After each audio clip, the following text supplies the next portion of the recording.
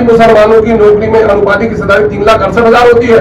1,73,000 नौकरी मिली, 1,95,000 नौकरी, 1,95,000 परिवार, 1,95,000 परिवारों में उनके सदस्यों का, फैमिली के लोगों का पूरा भविष्य अंधकार में डाल दिया। कोई बोलने की हिम्मत नहीं कर रहा है। माइनॉरिटी के ऊपर बोलने के लिए कोई तैयार नहीं है।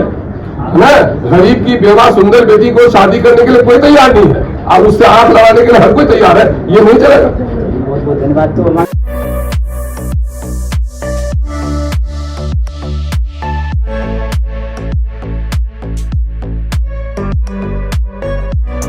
Guys, welcome back to my vlog. तो कैसे हैं आप लोग? आई होप आप लोग सब बढ़िया होंगे। तो आज मैं जा रहा पटना।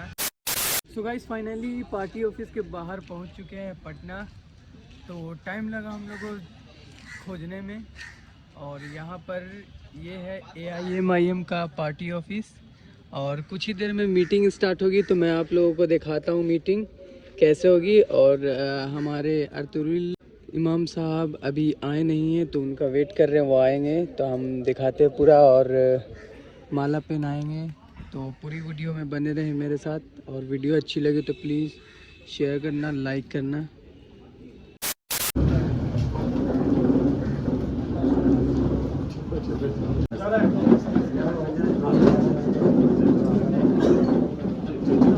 हो गया, असल आप लोगों को पहनाना है, हम लोग एक रस्म हो गया। नहीं सर, हो गया।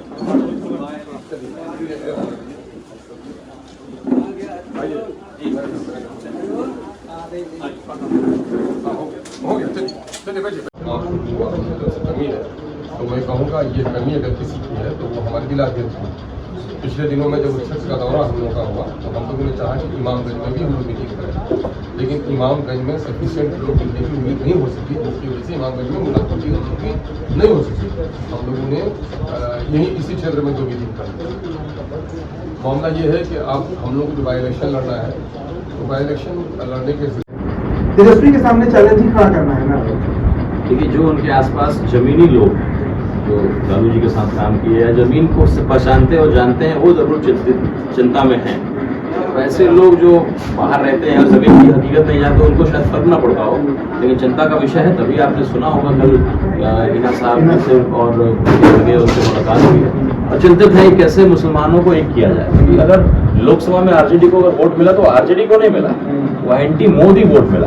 तो कोई नहीं था तो उसमें आपको देखा और आपको मिला। ये विधानसभा में नहीं होने जा रहा है। विधानसभा में लोग, क्योंकि और भी कई पार्टियां, जनसुराज जैसी पार्टियां और 2-4 अच्छी मजबूत पार्टियां जब आएंगी तो वोटों का बिखराव होगा। और ये बात मुसलमान जानता है कि अगर 50,000 60,000 बेलागंज में अगर 60,000 मुसलमान है, इमामगंज में 50,000 मुसलमान है, अगर वो इस बात को जान गया कि पासवान की जाति और कुछ हिंदू इनके साथ जुड़े हुए हैं, तो अगर पूरा मुसलमान तो एक तरफा मुसलमान। सो गाइस, थोड़ी देर में अख्तरुल इमाम साहब आएंगे, तो उनका वेट कर रहे हैं हम लोग। वो आएंगे जैसे उनको माला पहनाकर, और उनका मतलब स्पीच लिया जाएगा। मैं आप लोगों को दिखाता हूँ स्पीच। चलिए, लेट्स गो। है और रातों रात हिना साहब से मुलाकात करते हैं नेता प्रतिपक्ष तेजस्वी यादव और लालू प्रसाद यादव। देखिए, तमाम लोग हैं, हम इन लोगों से भी बातचीत करेंगे उपचुनाव के साथ साथ। जो है लालू तेजस्वी कर और हिना साहब से मुलाकात के। सबसे पहले क्या नाम हुआ आपका? मेरा नाम मोहम्मद सामिन नकी हसन हुआ। हाँ। और मैं गया बेलागंज का रहने वाला हूँ, और वहाँ से दावेदारी पेश कर रहा हूँ। और पार्टी का जैसा भी वो रहेगा, निर्णय होगा, हम उसके साथ हैं। और हम लोग संगठन पूरी ज़मीन पे काम कर रही है। पार्टी का जो निर्णय वो आखिरी निर्णय होगा। आप जानते हैं कि अभी तक नोटिफिकेशन भी नहीं हुआ है, तो हम लोग दावेदारी पेश कर रहे, ज़मीन पे काम कर रहे हैं। लेकिन लालू प्रसाद यादव हैं और तेजस्वी यादव हिना साहब से मुलाकात करते हैं, क्या लग रहा है? मुस्लिम वोट बैंक को वो फिर से अपनी तरफ करने की प्रयास कर रहे हैं। इस चुनाव में आपने देखा होगा 2024 के चुनाव में जिस तरह से लालू यादव और तेजस्वी यादव से मुसलमानों का मोह भंग हुआ है, एकदम ठगा हुआ महसूस किया है मुसलमान। देखिए, 30 सालों से इन लोगों ने बस ठगने का काम किया है। मुसलमान के नाम पे MY का समीकरण बताया, लेकिन उसमें M गायब हो गया। अच्छा, सिर्फ यादव की पार्टी इस बार तो फिर से वो प्रयास कर रहे हैं। हम बता रहे हैं, यादव की पार्टी बन के रह गई है। जहाँ 22 सीट पे आप मुसलमान को 20% आबादी को कितना सीट दिया आपने? 2 सीट। और वहाँ भी चुनाव हार जाता है। क्यों? क्योंकि वहाँ पे आप भाजपा का कैंडिडेट का नाम जानते होंगे कौन है, ठीक है? तो यादव का वोट तो उनके तरफ खिसक रहा है। यादव भी खिसक रहा है। आप देखिए, रिजल्ट देखिए ना, एनालिसिस करिए उसका। तो हिना साहब आएंगे तो क्या लगा, मुस्लिम आ जाएगी? हिना साहब आएंगी, वो उनका निर्णय होगा। हाँ, ठीक है। लेकिन हम नहीं मानते हैं। डर रहे हैं लालू तेजस्वी बिल्कुल डर रहे हैं, क्योंकि जिस तरह शहाबुद्दीन साहब का उन्होंने रिस्पेक्ट नहीं किया, कोई उनके मैयत में नहीं पहुंचा, किसी ने उनके घर पे जाकर के संवेदनाएं नहीं दी। जितने आरजेडी के नेता सब किनारे कट गए थे जब इनका मैयत हुआ था, शहाबुद्दीन साहब का सबने किनारा कस लिया था। तो मुसलमान ये देख रहा है, मुसलमान ऑलरेडी सोच रहा है कि हम नोटिफिकेशन आए और हमने खूब शानदार बैठक करी। अगली बार आपके जिला, आपके विधानसभा में जाएं तो मैंने हर पंचायत का लोग, अभी हम लोगों ने मीटिंग किया, सकील भाई ने कराया था, जब सर ने सवाल किया कितने पंचायत अध्यक्ष हैं, उसमें एक भी हाथ नहीं खड़ा। तो जब जिम्मेदारी किसी को मिलती है तो वो जवाबदेह होता है, हम उससे सवाल कर सकते हैं। आप पहली बार मिलने संगठन से आए तो आपसे कैसे सवाल है? आप दीवाने हैं पार्टी के प्रति, अपना आप लगाव रखते हैं, लेकिन हम कैसे पूछेंगे भाई क्या संगठन बनाया नहीं बनाया? तो जिम्मेदार लोगों को जिम्मेदारी देना और चुनाव के लिए अपनी मजबूत तैयारी करना, इसको लेकर के हम लोग की बैठक है। अब इसमें आगे दिशा निर्देश जो हम लोग के सीनियर आपको देंगे, और मुझे पूरा विश्वास है कि यहाँ से हम लोग जाएंगे और जाते ही अपने काम में लगेंगे, और अगले आने वाले 10 दिन 15 दिन के बाद जो बैठक आपके इलाके में हो तो हजारों की भीड़ हो। आज भी है बिहार, तो सामंतवाद का जो मामला रहा है उसके खिलाफ लड़ रहा हूँ।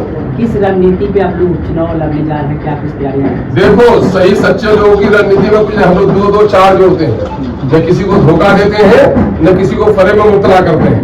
हम गद्दी के प्रेमी नहीं है, हम निज स्वार्थ की लड़ाई नहीं लड़ते हैं, पारिवारिक लड़ाई नहीं लड़ रहे हैं, बल्कि आम जनों की लड़ाई लड़ रहे हैं कि बिहार में जाति आधारित गणना हुआ, और जाति आधारित गणना ने बिहार के लोगों का, बिहार के विभिन्न जातियों का पूरा चेहरा सामने में रख दिया है। बिहार में सबसे बुरी हालत 1931 में हुआ था ब्रिटिश इंडिया में, और 1952 में हुआ, तो उस वक्त की सरकारों ने उस वक्त इसको ले नहीं किया, पब्लिक नहीं किया रिपोर्ट को।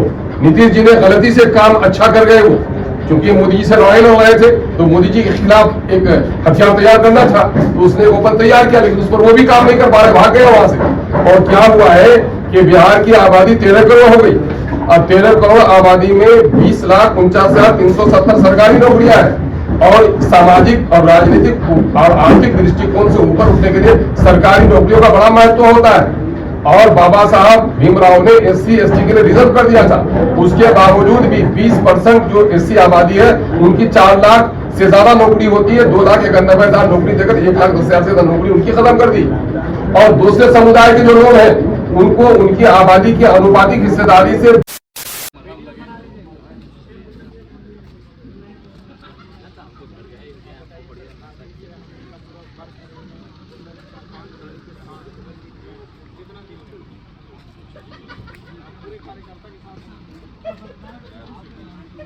टीम जबरदस्त टीम तैयार है।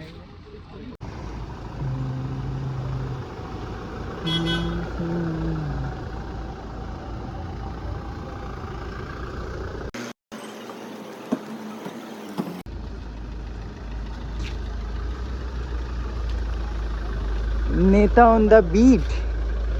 तो यहाँ से अब हम लोग निकल रहे हैं, सारा कार्यक्रम ख़त्म हो चुका है। तो मिलते हैं आप लोग से नेक्स्ट वीडियो में, तब तक के लिए बाय, अल्लाह हाफिज़, टेक केयर।